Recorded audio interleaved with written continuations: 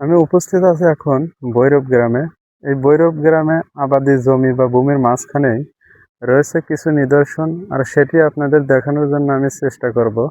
এখানে প্রতি বছরই বড় বড় বন্যা হয় এবং বন্যায় প্লাবিত হয়ে যায় এলাকার সব জমি জমা সবগুলোই। আর সে সময় এলাকায় কিছু নিচু জমি আছে। এই জমিগুলোর আহ, এইখানেই বিশেষ করে কয়েকটা পুকুর খনন করেছে বা খাল খনন করেছে, যাকে আমরা গ্রাম বাংলার ভাষায় ডোবা বলে থাকি।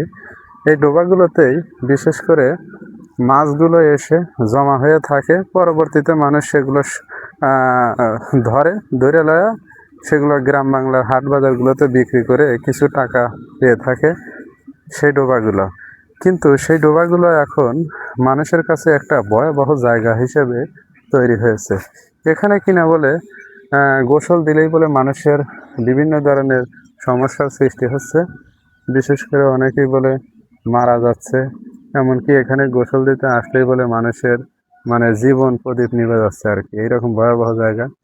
এই পুকুরগুলোর আশপাশ দিয়ে রয়েছে বড় বড় আরলের গাছ এবং রয়েছে 1 2 3 4 5 6 7 8টা পুকুর।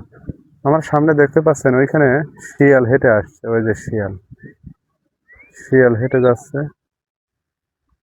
যাই হোক, এই পুকুরগুলোতে এখন বলে গোসল দিলেই নাকি মাছ ধরার জন্য অপঘাত মৃত্যু। এই ভয়ানক জায়গার কথা শুনে আমি একটু আসলাম দেখার উদ্দেশ্যে।